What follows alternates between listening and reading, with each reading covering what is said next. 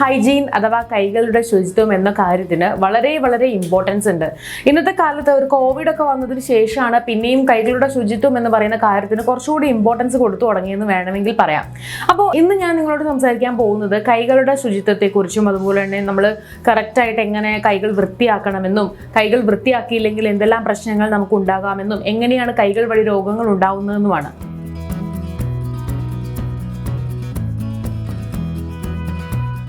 Centres of disease control and prevention പറയുന്നത് എന്താണെന്ന് വെച്ചിട്ടുണ്ടെങ്കിൽ മനുഷ്യൻ്റെയോ അല്ലെന്നുണ്ടെങ്കിൽ മൃഗങ്ങളിൽ നിന്നോ ഉള്ള വിസർജനം സാൽമോണല്ല, ഈക്കോളി അല്ലെങ്കിൽ വയറിളക്കത്തിന് കാരണമാകുന്ന നോറോ വൈറസ് തുടങ്ങിയിട്ടുള്ള അണുക്കളുടെ ഒരു ഉറവിടമാണ്.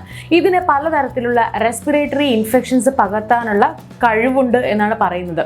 സോ പലപ്പോഴും ഇത് എങ്ങനെയാണ് വരുന്നതെന്ന് വെച്ച് കഴിഞ്ഞിട്ടുണ്ടെങ്കിൽ ആളുകൾ ടോയ്ലറ്റ് ഉപയോഗിച്ചതിന് ശേഷം ഡയപ്പർ മാറ്റിയതിന് ശേഷമൊക്കെ അണുക്കൾ കൈകളിൽ എത്താനുള്ള സാധ്യത കൂടുതലാണ്. ഇത് കൂടാതെ മറ്റ് ഇൻവിസിബിൾ ആയിട്ടുള്ള മാർഗ്ഗങ്ങൾ, അതായത് നമ്മൾ പെട്ടെന്ന് ശ്രദ്ധയിൽപ്പെടാത്ത കുറച്ച് മാർഗ്ഗങ്ങളുണ്ടല്ലോ, അതായത് ചിക്കനോ അല്ലെങ്കിൽ എന്നുണ്ടെങ്കിൽ മറ്റ് മീറ്റുകളോ ഇതൊക്കെ കട്ട് ചെയ്തതിന് ശേഷം ഈ ഒരു മീറ്റിൽ ഇതിൻ്റെ അണുക്കൾ അല്ലെങ്കിൽ വിസർജനം ഉണ്ടായിരിക്കാം. ഇതുവഴിയും അദൃശ്യമായ രീതിയിൽ നമ്മുടെ കൈകളിലേക്ക് ഇതൊക്കെ എത്തിച്ചേരാം. അപ്പോൾ ഇങ്ങനെയൊക്കെ നമ്മളുടെ കൈകളിൽ പലതരത്തിലുള്ള അണുക്കൾ എത്തിയതിന് ശേഷം നമ്മൾ പ്രോപ്പറായിട്ട് കൈകൾ കഴുകിയില്ല എന്നുണ്ടെങ്കിൽ തീർച്ചയായിട്ടും അതുവഴി നമുക്ക് അസുഖങ്ങൾ ഉണ്ടാവുകയും ചില സമയത്ത് നമ്മുടെ കയ്യിൽ നിന്ന് സ്പ്രെഡായിട്ട് മറ്റൊരാൾക്ക് അസുഖങ്ങൾ വരാനുള്ള സാധ്യതയും ഉണ്ട്. അതുകൊണ്ട് നമ്മൾ ഇടയ്ക്കിടയ്ക്ക് കൈകൾ കഴുകേണ്ടത് വളരെ അത്യാവശ്യമുള്ളൊരു കാര്യം തന്നെയാണ്.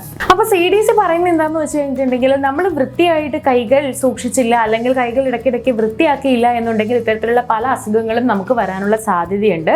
പ്രത്യേകിച്ച് പല അസുഖങ്ങളും വരുന്നതിൻ്റെ മെയിൻ റീസൺ എന്ന് പറയുന്നത് റണ്ണിങ് വാട്ടറിൽ സോപ്പ് ഉപയോഗിച്ച് കൈകൾ കഴുകാത്തതാണ് എന്നാണ്. CDC പറയുന്നത് പ്രകാരം എങ്ങനെയൊക്കെയാണ് നമ്മൾക്ക് ഇത്തരത്തിലുള്ള ജെംസ് അല്ലെങ്കിൽ കൈകൾ വഴി നമുക്ക് പലതരത്തിലുള്ള അസുഖങ്ങൾ പടരുന്നത് എന്ന് നോക്കാം. നമ്മൾ കൈകൾ കഴുകാതെ വായിലോ മൂക്കിലോ കണ്ണിലോ ഒക്കെ പിടിക്കുകയാണെന്നുണ്ടെങ്കിൽ തീർച്ചയായിട്ടും നമ്മൾക്ക് അസുഖങ്ങൾ ഉണ്ടാകാനുള്ള സാധ്യതയുണ്ട്. അപ്പോൾ നമ്മൾ എന്താ ചെയ്യേണ്ടതെന്ന് വെച്ചിട്ടുണ്ടെങ്കിൽ കൈകൾ വൃത്തിയാക്കിയതിന് ശേഷം മാത്രം നമ്മുടെ മുഖത്ത് എവിടെയെങ്കിലും ടച്ച് ചെയ്യുക. അല്ലെന്നുണ്ടെങ്കിൽ നമ്മളെ അസുഖമുള്ളവരാക്കി മാറ്റാൻ ഈ ഒരു കൈകളുടെ വൃത്തിയില്ലായ്മയ്ക്ക് ആകും. വൃത്തിയില്ലാത്ത കൈകൾ കൊണ്ട് ഫുഡ് തയ്യാറാക്കുന്നത് അല്ലെന്നുണ്ടെങ്കിൽ ഫുഡ് കഴിക്കുന്നത് ഇതൊക്കെ നമ്മളെ അസുഖമുള്ളവരാക്കി തീർക്കാനുള്ള സാധ്യത വളരെ കൂടുതലാണ്. കഴുകാത്ത കൈകൾ കൊണ്ട് പലയിടത്ത്, അതായത് ടേബിൾ ടോപ്പ് പോലെയുള്ള പല സ്ഥലങ്ങളിൽ നമ്മൾ സ്പർശിക്കുകയും അങ്ങനെ നമ്മൾ സ്പർശിച്ച സ്ഥലത്ത് പിന്നീട് നമ്മുടെ വൈറസുകൾ അല്ലെങ്കിൽ അണുക്കൾ ഉണ്ടാകാനുള്ള സാധ്യത കൂടുകയും ചെയ്യുന്നുണ്ട്. ഇതും നമ്മളെ രോഗികളാക്കാനുള്ള ഒരു വലിയ റീസൺ തന്നെയാണ്. സോ വൃത്തിയായിട്ട് നമ്മൾ കൈകൾ കഴുകിയിട്ടുണ്ടെങ്കിൽ പലതരത്തിലുള്ള respiratory infections, diarrhoea, I infection, skin infection തുടങ്ങിയവയിൽ നിന്നൊക്കെ നമുക്ക് മോചിതരായിട്ട് ഇരിക്കാം.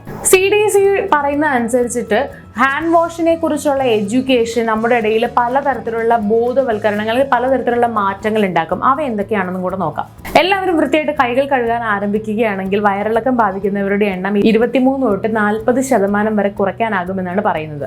വളരെ വീക്കായിട്ടുള്ള ഇമ്മ്യൂൺ സിസ്റ്റം ഉള്ളവരുടെ ഒക്കെ ഇടയിൽ 58% വയറിളക്ക രോഗങ്ങൾ കുറയ്ക്കാനായിട്ടും കൃത്യമായ കൈകഴുകലിന് സാധിക്കും. സാധാരണ ജനങ്ങളിലെ ശ്വാസകോശ സംബന്ധമായിട്ടുള്ള അസുഖങ്ങൾ 16 തൊട്ട് 21% വരെ കുറയ്ക്കാനായിട്ട് സാധിക്കും. സ്കൂൾ കുട്ടികൾ ദഹന സംബന്ധമായ മൂലം അറ്റൻഡൻസ് ഉണ്ടാവാതിരിക്കുന്നത് ഒരു 29 തൊട്ട് 57% വരെ കുറയ്ക്കാനായിട്ട് സാധിക്കും. സോ കൈ കഴുകുന്നത് കൊണ്ട്, വൃത്തിയായി കൈ കഴുകുന്നത് കൊണ്ട് ഇത്രയും ബെനിഫിറ്റ്സ് ആണ് നമുക്കുള്ളത്.